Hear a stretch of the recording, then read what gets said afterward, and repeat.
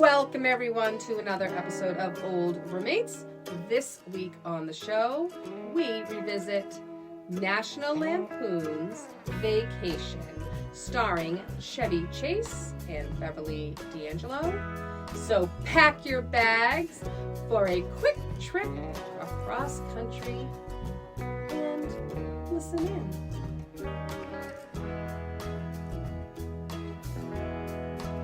Hey everybody, welcome to Old Roommates, the only podcast that revisits pop culture through a middle-aged lens. This is Brian. And this is Christina. And today we are talking about National Lampoon's Vacation, released in July of 1983, which, if my math is correct, is 40... I hate when you do that. Oh, why? Because it makes me feel ancient. 40 and we've talked years. about this before. I feel like the 80s are 20 years ago. I know. But it's 40 years God. ago. We begin, as we always do, by talking about then. Christina, please tell us your first memory of watching National Lampoon's Vacation. Thank you. Since it was 40 years ago, I don't have a lot of memory about that first moment. I don't remember if I saw it in the movie theater. I feel like I might have, though, because I feel like this was a really funny movie back then. I feel like people talked about it a lot. There were a lot of things that were happening in there that made people kind of gasp and laugh. I believe I did see it in the movie theater, and I remember really enjoying this movie. I thought this movie was so funny. I laughed. I mean, it was a very quotable movie. Yes. There were a lot of different scenarios that hadn't necessarily happened in a movie before, and you just, it was a lot of that kind of like, oh, and then you laugh. Dialogue, situations, all of that. And I thoroughly enjoyed it. I thought it was hilarious when I first saw this. What about you, Brian? Thank you for finally asking. When I was young, I probably saw this movie a million times. I feel like, weirdly enough, I mean, in its own way, it is, I think I mean this. Like, I feel like when I would go to my dad's on the weekend, this is probably one of his favorite movies. We watched it all the time. I never felt like I'm watching something I shouldn't be watching. Because I felt like the energy, even back then, with some of sort of the darker moments, are like very light. Like they're handled very lightly. And so you're talking about being quotable and all this kind of thing. I mean, we won't have to jump into now yet, but it's like I remembered so much about it. But this, I can't say it was one of my favorite movies. It wasn't, but definitely a familiar, nostalgic experience like that. This reminds me of my dad being at his place on the weekends. Like, And when was the last time you saw this movie? Oh my God. 30 years ago. Same. I mean, I don't rush. No, Christmas Vacation, one of the many sequels.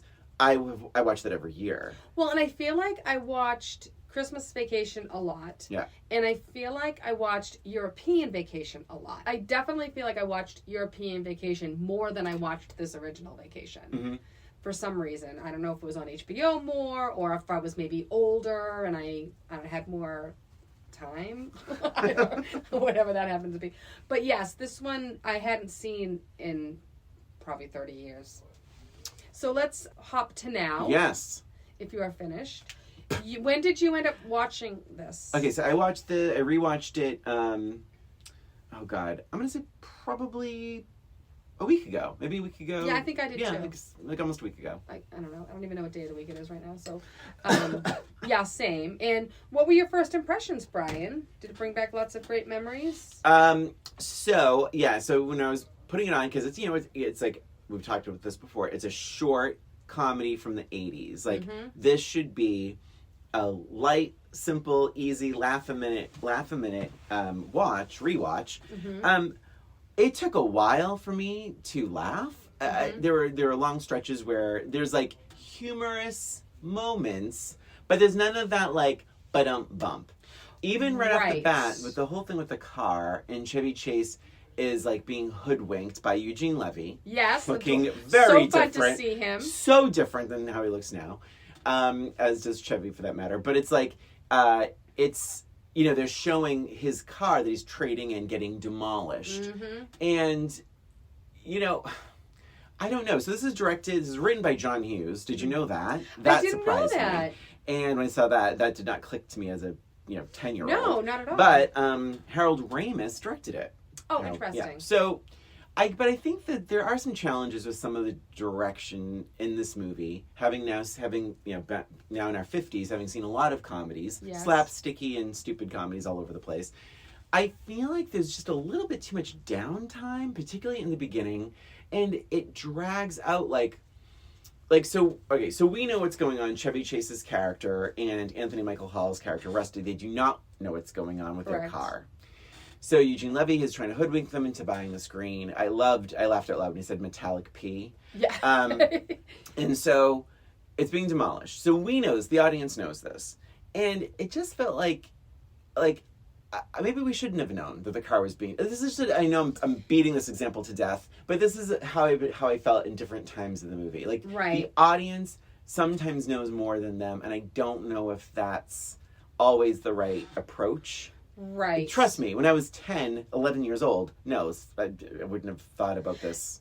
Yeah, I feel like structures. I feel like it worked back then. Yeah. Though. Like I feel like it worked knowing first because you're like, oh, Wait till you see his face. Just you wait. Well, Chevy Chase is Mr. Facial expressions and reactions and going cuckoo and crazy and yes, but at one point he even walks up to the car that is as flat as a pancake and tries to open the door. And he's looking at it like, what has happened? Yeah. That I didn't enjoy. Yeah. He's too smart. I mean, anyone would be too smart to try and open the door of a car that's been crushed. So, and it's interesting that you say that about this character because that is definitely something. First of all, I agree with you. It took me a while to find the humor that I used to find in this movie, and I'm not quite sure I actually found it, truth be told. Yeah. But I remember thinking way back when that this guy is an idiot. Like, he is stupid. Yeah. But maybe it's a middle-aged lens. I didn't feel that he was that stupid. No. I thought he was actually kind of not so much smart, but very positive and very hopeful. And constantly on rewatch, you feel like he's really trying to man up. And you don't really know a lot about him, but there's constantly moments where he's like, I'm the husband, I'm a man, I'm gonna... he walks across the desert, which is pretty funny. But it's such a stupid choice, and yet I laughed at times. But it's it's machismo, this pressure of having to be the provider. Yeah. Because he is constantly we're going to have fun. This is not going to be a disaster. He's convinced them to drive across the country to Wally World. Right. So there's that energy behind him. But I agree with you. I think back then it's oh my God, he's so funny because he's so stupid and goofy. But he's really he's I didn't really see not. that. He's actually stupid. No, he's actually just trying to get people to have fun. Right. Yeah. He's just trying to exactly. And she, she's good in that. I feel like she was a pretty realistic representation. All right, fine. First, she's trying to talk him out of it. Can't we just fly? Can't we just fly? And I could totally see me saying that to Matt, being well, why don't we just fly? And then she's like, okay, all right, that's fine, Scooby, or whatever his name is, right? Sparky, yes, I'm so sorry, Sparky. But I thought she was good in this. I really enjoyed her performance this time around. 1,000%. And I know, since you're coughing, I'll jump in. Yes. I found this, and this, trust me, again, middle-aged lens, the dynamic of the family feels very real. And I really like the kids. Yes. I was like, these kids we've seen a lot of movies where the kids don't act like kids or seem like kids. And they actually this seems like a family to me. They're very comfortable with each other. You feel that the fights they have are the fights they always have. And the acting is surprisingly better than I would have imagined back, now for back then. Yeah. Yes. And you know what's funny? And I know we are jumping all over the place here. Shallow dives. The Christy Brinkley is in this, right? She's the sexy girl. Yeah. And I remember when it came out, people panned her for her acting. They were just all over her about how terrible she was. Okay. I don't know if I had much of an opinion about it. Maybe I might have been maybe swayed a little bit by the criticisms and were like, yeah, that's right, she's not that great. I didn't think she was that bad. No, what's really funny is that, like, I don't remember her having dialogue back then. Right. So when they're actually sitting down in that bar together, I was like, I don't remember this. I mean, it happened. Maybe because I was a little kid. Of course I remember the pool, because you're hoping to see, boobs and butts and everything else. But I remember the pool, but I don't remember them actually having a conversation I in didn't that remember bar. that either. Yeah. I didn't remember that either. It's so funny. Somehow I thought the conversation started at the pool or something. I don't know. Yeah. I don't know how that... Yeah, what I was thinking. Another example of that, because we're talking Christy Brinkley's character now, is when he has the sandwich. And it's so telegraphed that, like, something's wrong with the sandwich. Something's wrong with the sandwich. Yes. Why would he not realize the sandwich is wet until he bit it? Right? I mean, he must be just distracted. I don't know. Yeah, but you know what I mean? But that's what I mean. It's like, so again, the audience knows, like, we're hearing, what is Beverly D'Angelo's character's name? So there's Audrey, Rusty. Audrey's the daughter, Rusty, Clark, Sparky. I usually write down their names. Oh my God. Beverly D'Angelo, if you're listening. I'm so sorry. I'm going to look it up right now. Yeah. But I think there's just several of those telegraphed laughs. But by the time it gets around to Clark's reaction, well, and that's another example of us knowing it before he knows it. And a lot of this so-called humor is based on that, us knowing before he does. Where we're waiting for his reaction. Yeah. So and again, and it didn't work. It doesn't really work. It doesn't really Not on work. rewatch anyway. Yeah. But I'm sure when I was a kid, I was laughing my ass off. Maybe that's, I don't know, we were like anticipating it. Oh my God. And then it paid off somehow. Yeah.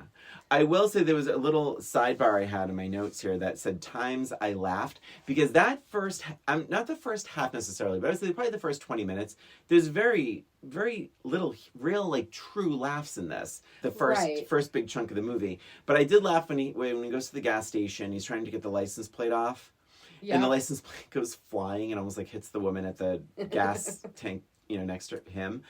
I laughed with I wrote gunshot. He's like, it's nice to see different parts of America. And it's like, he's like, windows up, kids. And then when he stops and he's being very, very friendly and he's like, excuse me, can you tell me how to get to the highway? And the guy, the pimp, is like, fuck your mama. Like, thank you very much. Like, he gets back in the car. Yeah. And anytime he does have those little freak out moments, like where he's trying so hard to keep everybody happy, I did laugh. There were plenty of laughs.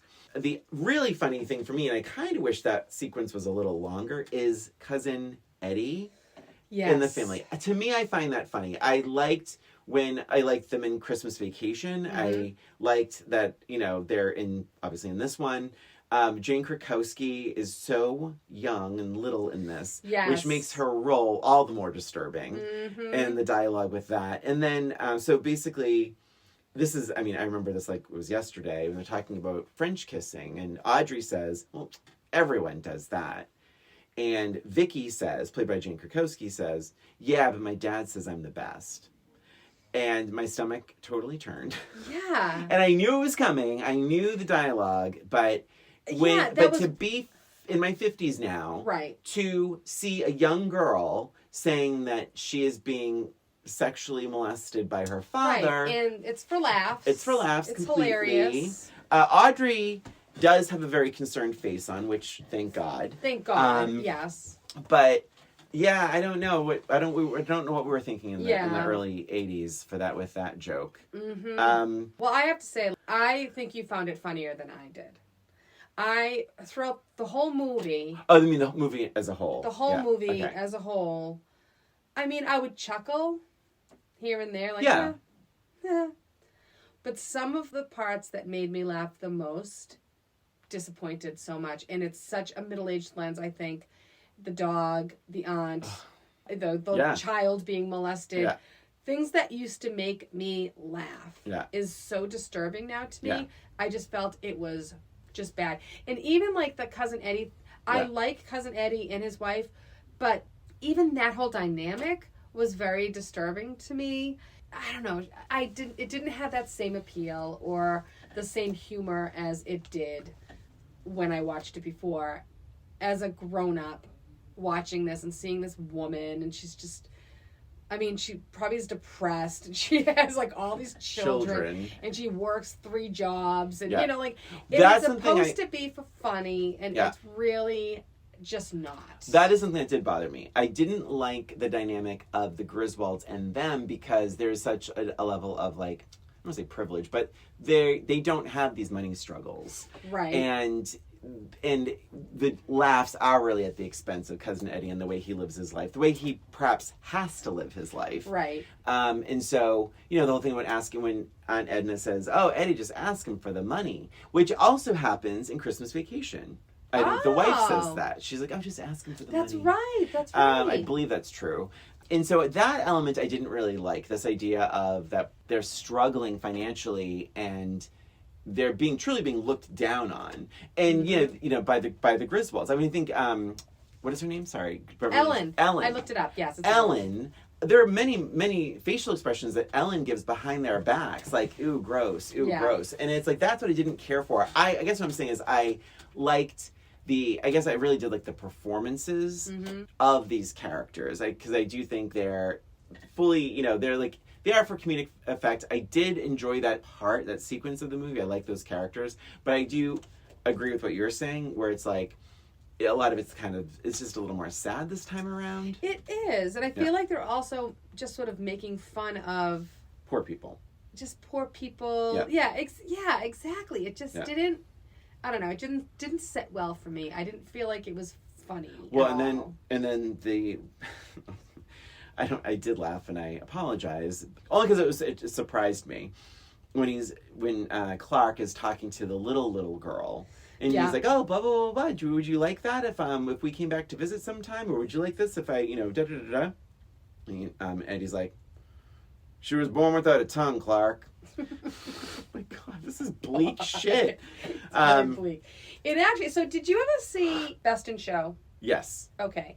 So I almost started comparing it to when, and I'm going to forget all their names now, I'm not prepared, but it was like the Eugene Levy, Catherine O'Hara characters, and they stopped at, I think they were maybe just friends of the family, and they had a very similar dynamic, but I felt like those interactions were a lot funnier because it was more about them being just very different, not judged, and a little bit more obnoxious. Yeah. And they weren't like judging. They were trying to actually be nice about it. Yeah. And I was sort of, I don't know, watching this, I was sort of comparing it to that, and I'm like, that worked a lot better. Right.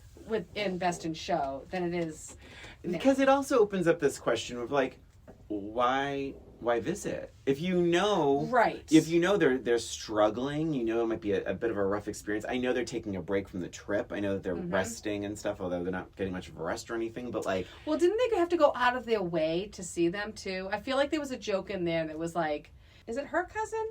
Yeah, it's her aunt. Yeah, Aunt Edna. So it must be her female cousin, I think is what it is. Okay. Because she said something like, "Oh, we gotta stop," but although they call it Cousin Eddie, I don't know. It doesn't make any sense because she was trying to kiss her at some point. Yes, which would make it a little different.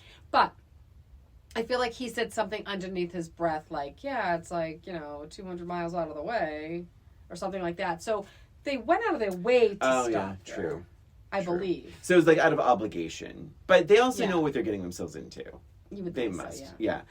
So then the son of that family tells Rusty they can have some fun and bop.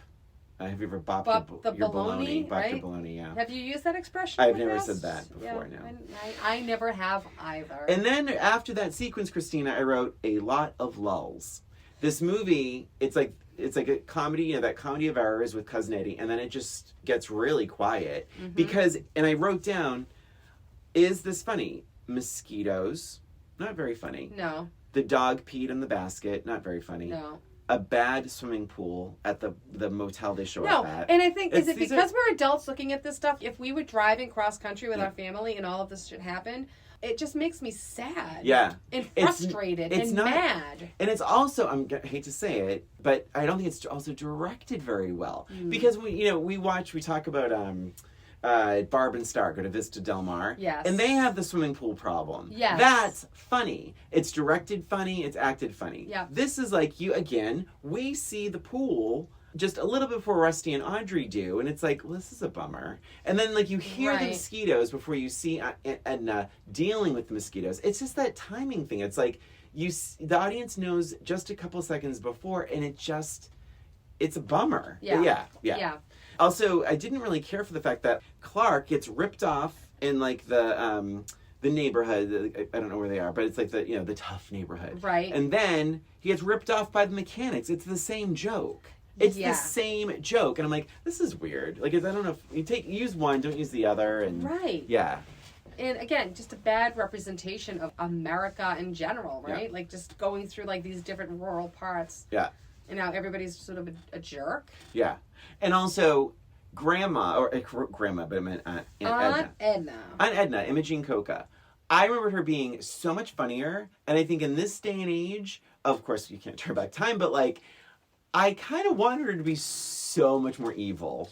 She wasn't evil at all. She was not evil. She had questions. This is like such a middle-aged We said this a lot this episode. Oh my gosh, I'm watching this and I'm like, she's not that bad. She just needs a ride. Yeah. She's not that bad. She knows. She kind of keeps to herself. She does, actually. Her biggest crime is falling asleep and resting her head on someone. Right. Yeah. And she's not really complaining that much. She's cranky because she wants to go somewhere. She's also cranky because he killed her dog. Uh-huh. That is so disgusting. Yep. And when I was a kid, I was very upset about that scene. And I remember thinking, oh, Clark is crying. He's upset as well. But it's a joke. He was faking it. He was pretending to be sad. And I'm like, not even. I didn't catch it. I didn't catch it when I was young. He did not care at all. That he just killed. He was probably a little bit relieved. Killed it and dragged it for a mile. The police officer said, "Like, I'm a big animal lover." And that did not hold for up. laughs. No. So Aunt Edna has a point. She says, we should have taken an airplane. He shouldn't have a license. He should be behind bars because he killed the dog. And I said, yeah, she has a point. Yeah. She's not that bad. I mean, she is actually a voice of reason. And if we wanted to really play into like this farcical world, or even, I don't know, to me, the even dumber thing, she dies. And they tie her to the roof, but they don't tie her flat. No. They tie her sitting straight up. But, and what, it's... Why, what thought for process? laughs, right? Yeah, right? I mean, it's supposed to look funnier. Yeah, it's so disrespectful. Also, it's pretty morbid because your head is probably dangling all around and breaking did they have neck. it? They propped her up like with luggage or something. Yeah, it was an odd choice. I guess it's shock humor, I guess is what it would be called. Mm-hmm. But yeah, I'm sounding very old. Very old. Yeah, it's like a during little this gross episode. out humor. But I mean, it's, and they just tie her to the lawn chair with a note. And maybe if she was more of a mean person or evil, or maybe it would be a little bit funnier. But she was just like an old lady trying to get from point A to point B. Even if she had been smacking Clark in the head, which caused an accident, and then she died later. Right. God. If it was her fault somehow. But it's awful. I do have a positive at this point. I do say Rusty and Audrey, Anthony Michael Hall and Dana Barron, very natural performance. I completely believe they were brother and sister. I think they have some funny things to do and say. I think they deliver really well. Anthony Michael Hall, I would actually say is almost excellent in this. I think he's excellent too. Yeah. He was between him. I loved his acting the best, and I loved Ellen's character the best. Like, I felt like she had the most natural reaction. Like, I think she was written best. Yeah. As maybe just as a mom listening and watching this. I completely agreed with everything. She's so frustrated and she's still trying to be supportive. But at some point she's just like, what? Come on, dude. Also, just as a side note, I remember like thinking this scene was so salacious as a kid. When he does the banana psycho scene, they show her boobs, and it's like, I mean, clearly obviously she was okay with it, and but it's also, and they show her boobs again, skinny dipping. Yes. It just, to me, it sort of rubbed me the wrong way, and I don't know why. So it's really interesting that you're bringing this up because Matt actually, he watched it with me. Emily watched it with me. She left halfway in the middle. She's like, I don't like this movie. I can't believe you're making me watch this. She did not find it funny at all. The dog thing really bothered her at the end. She's like, I don't understand why you're even making me watch this. Did not find it funny at all. But I watched it with Matt, and after the movie, he's like, I don't know why they showed her boobs. I think he said something like she wanted him to, or something like that. And I was, well, I feel like, especially back then, National Lampoon, they were risky, raunchy. Anytime it started with National Lampoon, you knew it was going to be some sort of raunch involved. And I felt like that's the only reason why they showed her topless. Yeah. Because he was like, it made sense in European Vacation because she was making like a sexy, they had like a sexy scene together, sort of, where he videotaped her. Oh God, I don't remember that. Do you remember that? So, and then they lost the videotape. Like, it was a whole thing, right? And so there was a point to it. But here, there was no point to showing her topless. None. And it's so weird, too, because, which makes the Christy Brinkley stuff a little weird, too, because Beverly D'Angelo is gorgeous. She is. And she has a great body. Yeah. So then it's like, Christy Brinkley, she's pretty. Mm-hmm. Small boobs. I'm just being honest. I mean, right. She has small boobs. I think Beverly D'Angelo, fashion models typically do. Yeah, they're have, a little on the thinner because they have to fit in all clothes. And exactly. Stuff. Yeah. It's not a criticism. I'm just saying, but Beverly D'Angelo has a more voluptuous body. So it's like, it just makes that element of things a little weird as well. Yes. So it's like, okay, all right. Yeah, the whole thing with the nudity was very strange to me. I did laugh, though, when they crashed. And I think Ellen says, I think I broke my nose. Rusty says, I think I stabbed my brain, because he was picking his nose when they crashed. And Audrey says, I think I got my period. Yeah. I did laugh. I also laughed with the broken sunglasses falling off of Clark's face when he's talking to Rusty. Okay. You didn't? Okay. No. And I did laugh also when he's like, hey, Russ. And Russ is standing he's standing right there, next to him. A couple of those, but chuckles. No, I didn't laugh out. I didn't laugh out loud. You were busting out laughing. No, I was not. And in fact, I was upset because shortly thereafter they littered. They littered the bloody tissue out of Rusty's nose, and they littered the beer bottle. Yeah. Right in the desert. Lots of littering. That's a middle-aged I know it's lens. the 80s, but still, I know. Oh my God, I did find this humorous when he freaks out and he says, when they want to just turn back. Like, come on, Sparky, let's just go back. Yeah. Let's go back and salvage this vacation, whatever. And he's like, you know what I think? I think you're all fucked in the head. Oh, that was funny. God, it was so that funny. Made me laugh. We're 10 hours. That made me laugh.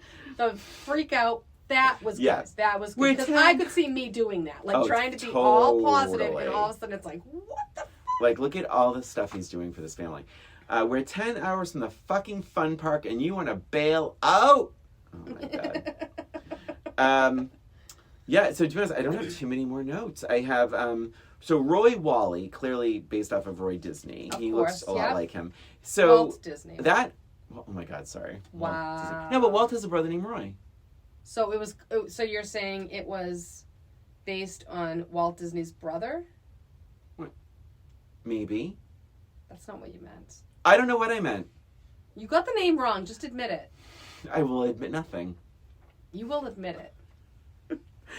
So, but the point is, the actor who played Roy Wally, played Buzz on a very important episode of The Golden Girls, where Rose has to decide between Buzz and Miles, and she starts sneaking around with Buzz, and in a very funny scene, she feels really guilty about Miles because she's been dating him for a while, but Miles has become a little boring. So Miles calls, and Rose answers the phone, and she's sitting with Blanche and Dorothy. And she's like, Blanche goes, Rose, it's Miles. She's like, hi, Miles. She's like, tonight? Go out tonight? I can't. I have a 24-hour bug. Oh my God, Betty White. Rose. Betty White. Rose Nyland. So funny. Christina, what else do you got? I don't have a whole lot left here.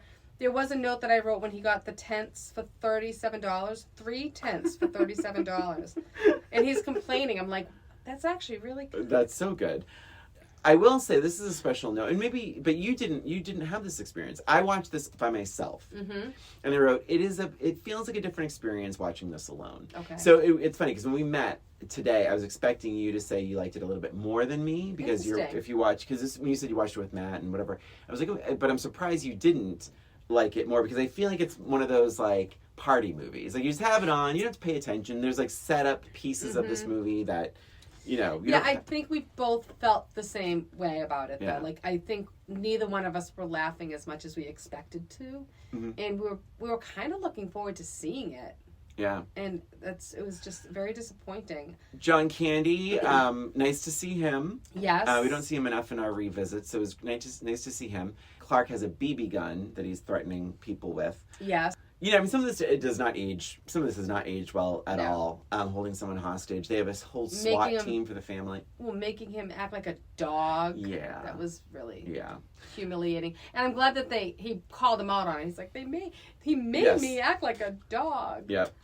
And to be really honest, that's all my notes. I do have to say, originally John Hughes wrote this from the perspective of Rusty. And this is supposed to be like a John Hughes sort of memoir type thing. Interesting. And then Chevy Chase wanted to be part of it, and then he spun the whole thing around. But even more so, Rusty, which actually makes a lot more sense if you think about it, although it's also in poor taste. Rusty was obsessed with the Christy Brinkley character. And that makes more sense because that would make more sense. Clark already has this like beautiful wife. Yeah.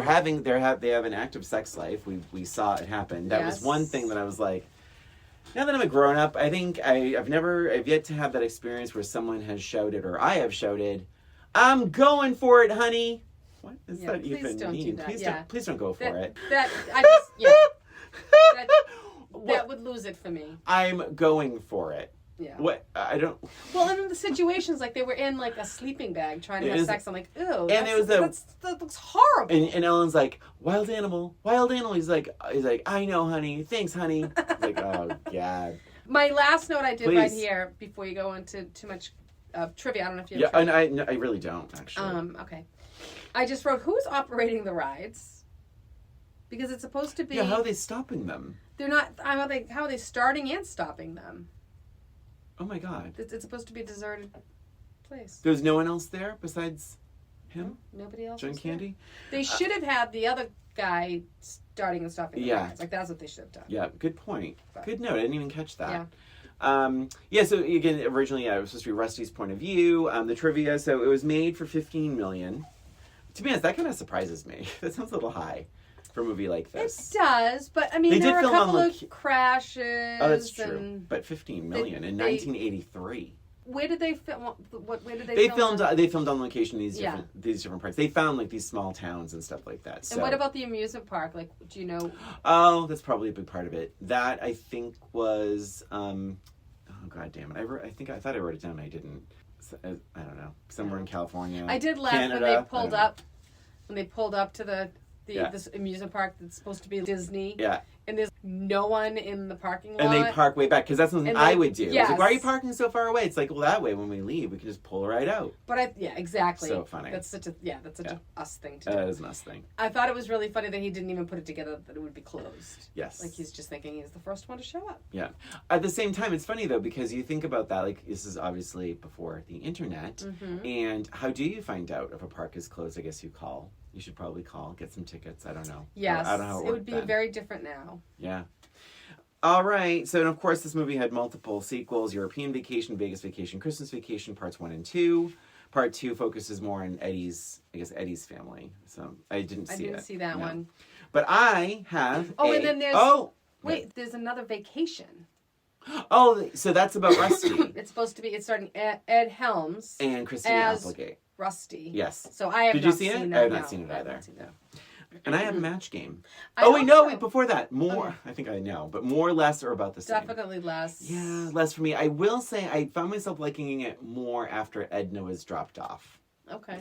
But marginally. Yeah, I was just like, this is not good. A bummer. Yeah, it was a bummer. For a movie called Vacation, it was a bummer. It was not a vacation. Match Game, you ready? I am. The Griswolds are back, Christina. Oh my gosh, in that's another exciting. sequel. Oh boy. National Lampoon's Raunchy Vacation. This time, the Griswolds visit a blank. Okay.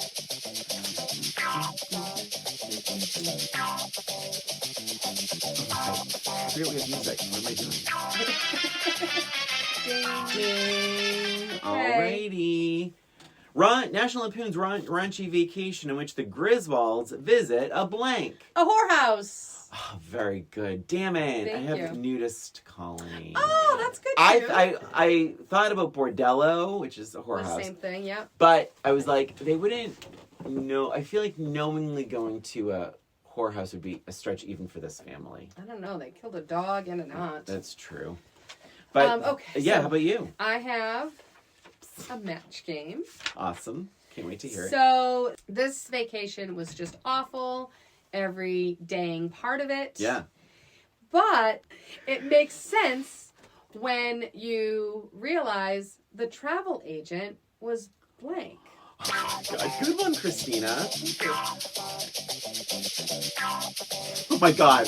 All right. I don't think this is going to match. But, oh, man. It's almost Ding. Oh my God. I went very meta on this. Okay. So yeah, so it was a terrible vacation, but it makes a lot more sense when you realize the travel agent was... Dumb Dora. Oh, that's pretty good. That's pretty good. No, I said Cousin Eddie. Oh my God. Yeah. That actually makes a lot of sense. Yeah, I kind of like that one. Happy yeah, summer. happy I hope summer. everybody is having a better vacation. Yeah.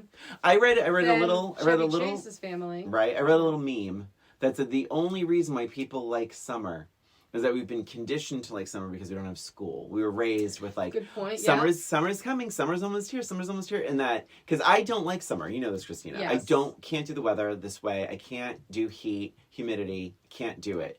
And when I read that, it's like, oh yeah, that makes much more sense. That's why I think we're all being fooled. We don't Yes. really like summer. That was vacation. Happy vacation, everybody. Happy vacation. And that's it for us and for this episode of Old Roommates.